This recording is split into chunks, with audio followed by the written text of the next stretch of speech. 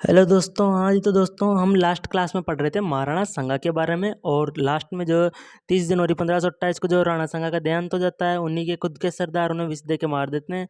अभी आज जो दोस्तों महाराणा सांगा के पुत्रों के बारे में थोड़ा सा सामान्य परिचय पढ़ लेते हैं। इसके पश्चात जो दोस्तों हम महाराणा उदय सिंह के बारे में पढ़ेंगे। इनमें जो ये चार इनके पुत्र हुए, इनमें से सर्वाधिक जो शासन रहा वो उदय सिंह का रहा है। तो दोस्तों एक तो जो इनके जो शासक बने वो तो थे रतन सिंह द्वितीय। दोस्तों ये इनका शासनकाल रहता है दोस्तों 1528 से लेकर 1531 तक। 1531 में दोस्तों क्या होता है कि कोई शिकार खेलने के दौरान इनकी जो मृत्यु हो जाती है। एक इनके पुत्र थे दोस्तों, ये चार पुत्र थे इनके। एक तो रतन सिंह, एक थे भोजराज, एक थे विक्रमादित्य और एक थे उदय सिंह। ठीक है दोस्तों। अब एक थे भोजराज, ये वो दोस्तों जिनके साथ मीराबाई का विवाह हुआ था। इनकी जो दोस्तों 1523 के अंदर मृत्यु हो जाती है।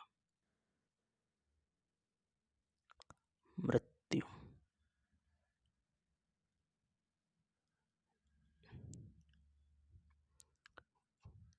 भोजराज की जो दोस्तों इनकी मृत्यु हो जाती है 1523 के दौरान।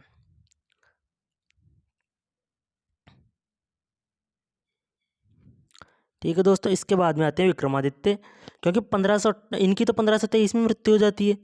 और जो जब महाराणा सांगा जीवित थे तभी उसी वक्त इनकी मृत्यु हो जाती है। फिर रतन सिंह जो वो बनते हैं 1528 में शासक। समझे दोस्तों आप।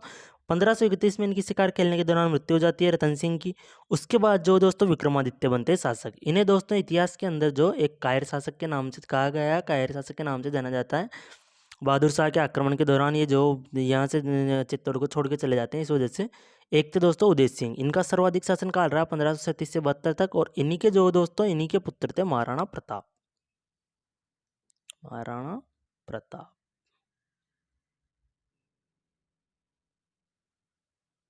ठीक है दोस्तों, अभी आगे चलते हैं, हम आगे पढ़ते हैं।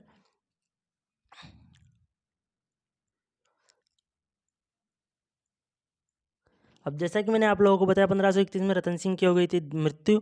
उसके बाद में 1531 में ये बने शासक। इनका शासनकाल रहता है दोस्तों 1531 से लेकर 1536 तक। ये दोस्तों अल्पायु में शासक बने। और हाड़ी रानी कर्मावती थी वो इनकी संरक्षिका बनी थी दोस्तों। और ये जो हाड़ी रानी कर्मावती के पुत्र थे। और ये जो दोस्तों एक अयोग्य शासक थे, जैसा कि मैंने आपको बताया, इन्हें एक कायर शासक की तरह कहा गया। इनके काल में गुजरात के जो शासक थे बहादुर शाह, उन्होंने 2 बार आक्रमण किया था। और ये जो अपने ननियाल बूंदी चले जाते हैं। अभी बहादुर शाह के जो आक्रमण है उनके बारे में कुछ पढ़ते हैं हम। जो गुजरात का शासक है दोस्तों बहादुर शाह, वो मेवाड़ पर जो 2 बार आक्रमण करता है। एक तो प्रथम बार आक्रमण करता है, तब तो जो मतलब जो कर्मावती थी वो उसको जो रणथंभौर का दुर्ग देकर वापस भेज देती है। जब प्रथम जो आक्रमण करता है दोस्तों वो करता है 1533 के अंदर। कब दोस्तों? 1533 में पहला आक्रमण करता है। और जो कर्मावती है वो इन्हें रणथंभौर का दुर्ग देके वापस लौटा देती है। दूसरा आक्रमण करता है दोस्तों ये हाड़ी रानी ने। इस वक्त जब ये आक्रमण करता है 1534 के अंदर, तो कर्मावती थी, उसने हुमायूं को राखी भेजी थी। आपने कई बार कहानी में या कहीं पे सुना होगा कि हुमायूं को जो राखी भेजी थी कर्मावती ने। वो जो रानी थी वो थी कर्मावती, राणा सांगा की। और इन्होंने हुमायूं को जो राखी भेजी थी बहादुर शाह के आक्रमण के विरुद्ध सहायता लेने के लिए। लेकिन हुमायूं जो है दोस्तों वो खुद भी व्यस्त था। उस वक्त क्या है, वो कलिंजर के दुर्ग में युद्ध कर रहा था, कलिंजर का दुर्ग जीतने के लिए। इस वजह से हुमायूं इस वक्त ध्यान नहीं दे पाया, क्योंकि खुद की लड़ाई बुझी तभी तो दूसरे की संभाले। तो वो खुद भी व्यस्त था, तो इस वजह से वो नहीं आ पाया। इसने हुमायूं को राखी भेजी, लेकिन वो नहीं आया सहायता करने। ये इनका एक तो इस आक्रमण के दौरान जो मेन पॉइंट देखने को मिलता है, हुमायूं को राखी भेजी, ये नहीं है। एक जो दोस्तों विक्रमादित्य और उदय सिंह थे, इनको इन रक्षा की दृष्टि से देखते हुए कर्मावती ने इनको बूंदी भेज दिया, इनके ननियाल। कर्मावती जो हाड़ी रानी थी, बूंदी के हाड़ा शासक से थी ये, हाड़ा शासकों से थी। और हाड़ा शासकों का जो दोस्तों मेवाड़ पर उस वक्त अधिक वर्चस्व बढ़ गया था। वो हाड़ा रानी कर्मावती की वजह से बढ़ा था। और इसी वक्त दोस्तों चित्तौड़ के अंदर जो दूसरा साका हुआ, जब बहादुर शाह ने आक्रमण किया था दूसरी बार। प्रथम बार किया तब तो रणथंभौर का दुर्ग लेके चला गया, लेकिन दूसरी बार में जो साका हुआ, ये कब हुआ दोस्तों? 1534 के अंदर हुआ। इसमें दोस्तों जो केसरिया हुआ वो तो हुआ ठाकुर बाज सिंह के नेतृत्व में। और जो जौहर है वो हुआ दोस्तों हाड़ी रानी कर्मावती के नेतृत्व में। तो 3 बार साका हुए थे दोस्तों इसमें चित्तौड़ के अंदर। एक तो 1303 के अंदर, एक होता है 1534 के अंदर। और एक अभी हम पढ़ेंगे जब आक्रमण अकबर जो आक्रमण करता है चित्तौड़ के ऊपर 1567 के अंदर, तब होता है। उसके बारे में हम अभी इसी की क्लास में पढ़ेंगे। तो अभी आगे देखते हैं दोस्तों। इसका शासनकाल जो रहता है महाराणा विक्रमादित्य का 31 से 36 तक रहता है। अब देखिए दोस्तों, इस आक्रमण के बाद चित्तौड़ दुर्ग पर जो बहादुर शाह का अधिकार हो गया। अब हुमायूं जो कलिंजर दुर्ग जीतकर गुजरात पर आक्रमण करने लग जाता है, क्योंकि जैसा ही उसने देखा दोस्तों, इस वक्त क्या होता है दोस्तों, कलिंजर का दुर्ग ये जीत लेता है। इसका जो हुमायूं का मतलब उस वक्त ध्यान तो था वैसे शेरशाह सूरी था, उसका कुछ शासन का एरिया इधर की वक्त इधर की साइड में था, लेकिन इसका ध्यान जो इधर बढ़ जाता है, क्योंकि बहादुर शाह मेवाड़ पर मालवा इधर के इलाकों पर कब्जा कर रहा था। यहाँ पे इस जगह पे मेवाड़ है, रेड रेड सा दिखाया हुआ वो, तो इधर जो ये कुछ इस प्रकार से जो है लगभग इस तरीके से जो है बहादुर शाह का जो है यहाँ पर कब्जा हो गया था। तो अब हुमायूं जो है ये इधर से जो है इसको तो छोड़ देता है, किसको, शेरशाह सूरी को। और ये इसके जीवन काल की सबसे बड़ी भूल थी दोस्तों, जो कि इसने शेरशाह सूरी को यहाँ पर अकेले छोड़ दिया। और जो हुमायूं जो दोस्तों वो आ जाता है इधर, इसके पास में आ जाता है। इधर आके दोस्तों ये जो गुजरात पर आक्रमण कर देता है हुमायूं। तो जो यहाँ पर जो ये बहादुर शाह होता है, ये चित्तौड़गढ़ दुर्ग को छोड़ के दोस्तों यहाँ से चल जाता है गुजरात की ओर, क्योंकि खुद के को तो बचाएगा ना, बाद में तो किसी और राज्य के बारे में सोचेगा, पहले खुद का राज्य बचेगा तभी तो दूसरे राज्य पे नज़र डाल पाएगा। तो ये यहाँ से भाग के वापस गुजरात चला जाता है अपने राज्य की रक्षा करने। और मेवाड़ी सरदार जो होते हैं वो मौका देख के बूंदी से जो दोस्तों विक्रमादित्य को बुला के यहाँ पे शासक बना देते हैं, वापस उनका शासक बना देते हैं यहाँ पे। तो ठीक है दोस्तों, वापस हो गया इसका जो ये वापस गुजरात चला जाता है। इधर चित्तौड़ में जो विक्रमादित्य को बूंदी से लाके शासक बना दिया जाता है।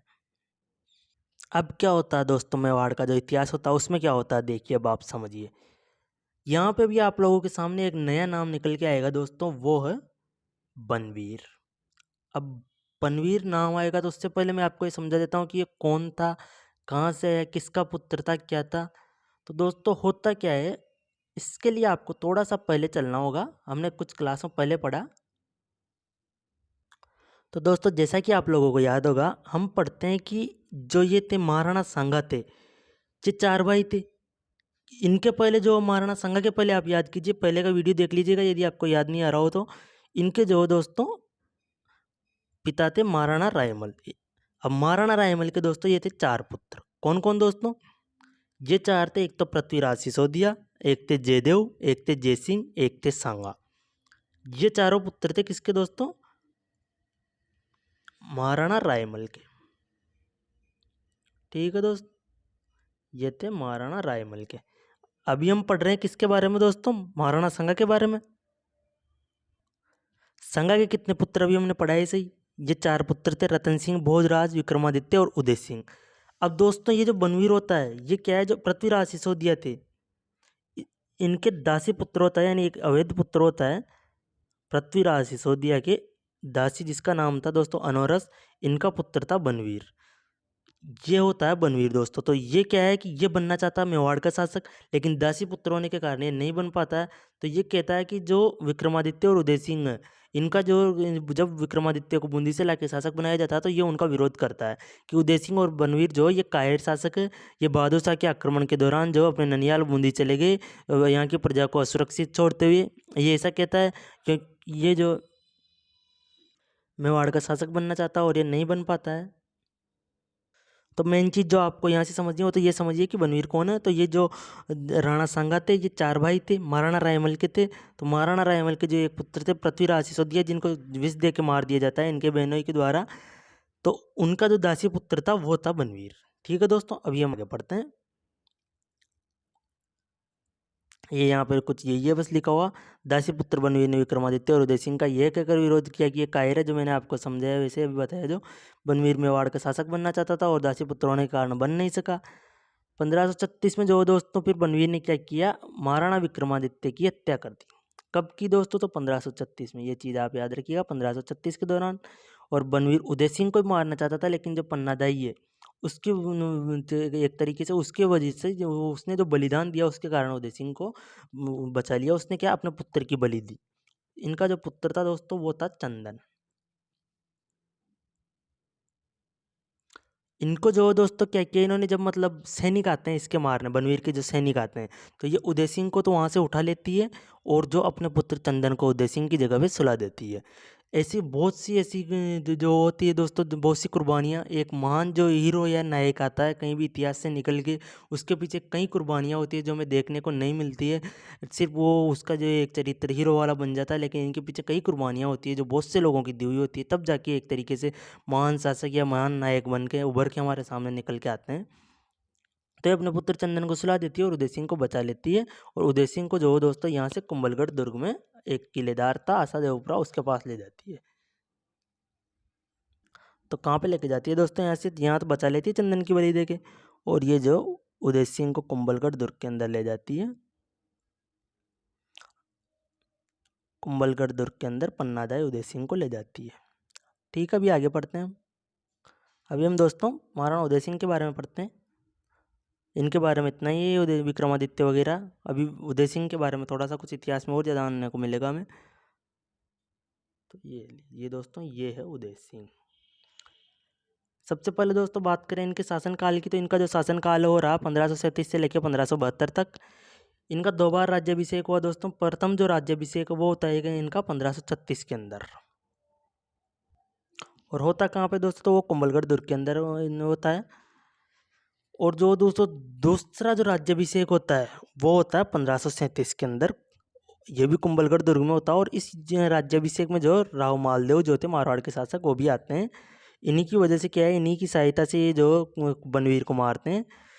ये अपने सेनापति को कुंपा और जेता, ये दोनों नाम आप याद रखिएगा, जेता एक तो एक कुंपा, इनको भेजकर उदय सिंह की सैन्य सहायता करते हैं।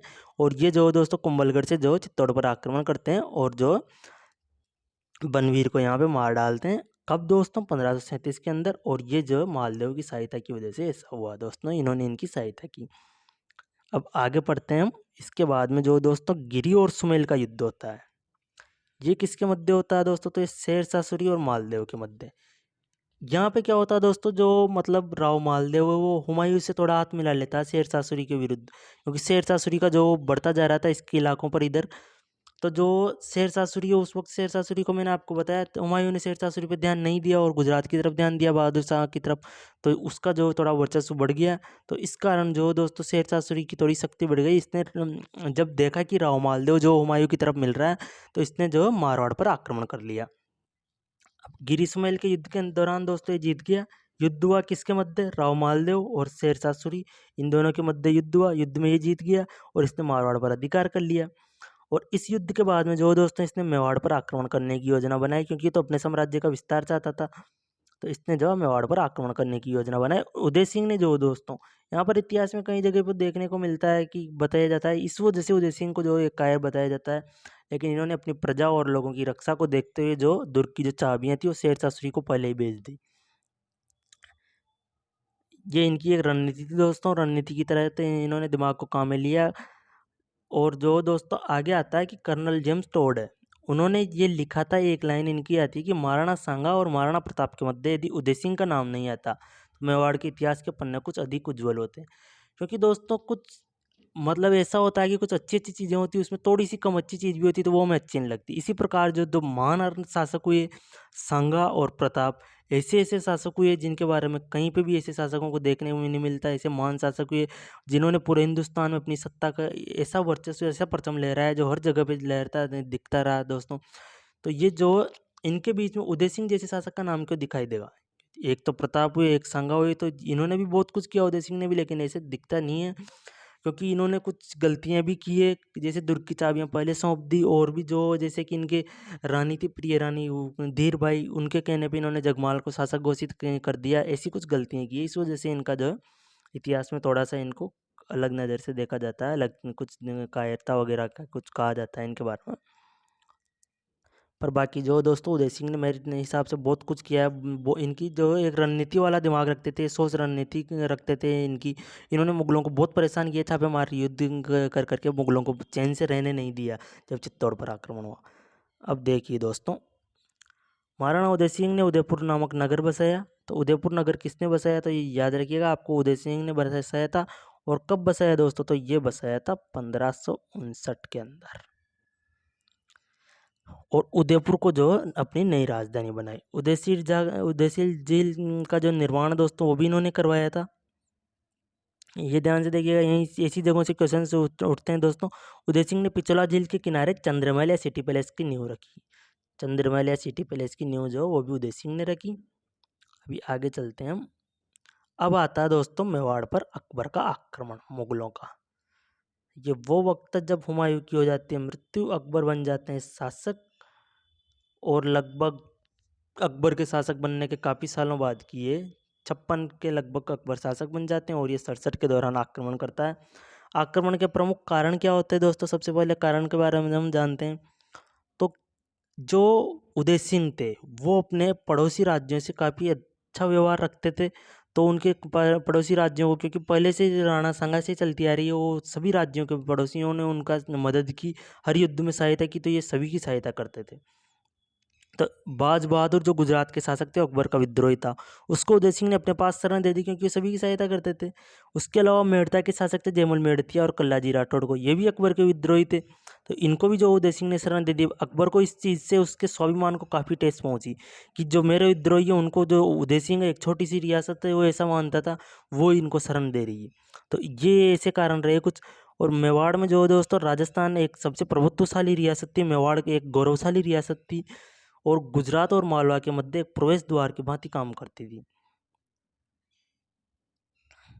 व्यापार की दृष्टि से जो दोस्तों मेवाड़ जो एक काफ़ी महत्वपूर्ण रियासत थी, जिसको अकबर खोना नहीं चाहता था, और अकबर इस पर जो अपना कब्जा चाहता था दोस्तों। इस वजह से ये आक्रमण करता है। एक तरीके से इसकी कहीं ना कहीं दोस्तों साम्राज्यवादी नीति इसके पीछे छिपी हुई है। अभी दोस्तों जो अकबर ने आक्रमण किया वो 1567 के दौरान किया। चित्तौड़गढ़ दुर्ग को घेर लिया इसने, मेवाड़ पर आक्रमण कर दिया।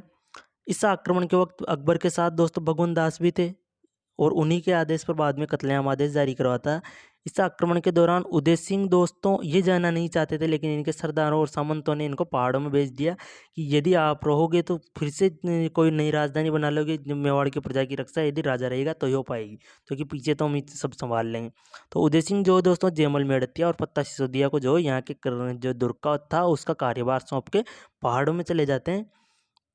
अकबर ने 6 माह तक चित्तौड़ दुर्ग की घेराबंदी की। कब तक दोस्तों? 6 माह तक। सोचिए 6 माह तक किसी एक ही दुर्ग के अंदर से इतनी विशाल सेना से लड़ना भी कोई छोटी मोटी कम बात नहीं है। ऐसे वीर हुए जिन्होंने इतनी विशाल सेना से और अकबर को एक तरीके से बुरी तरीके से परेशान कर दिया था। इसके अंदर अकबर दिन में क्या है, दीवारों को, दुर्ग की दीवारों को तोड़वाता था, रात के अंदर जयमल और पत्ता सिसोदिया इनके नेतृत्व में जो पुनर्निर्माण कर लिया जाता था सुबह तक। तो अब एक बार क्या होता है दोस्तों, जो अकबर है वो अपनी संग्राम बंदूक थी, एक इसकी बंदूक का जो नाम था दोस्तों वो था संग्राम।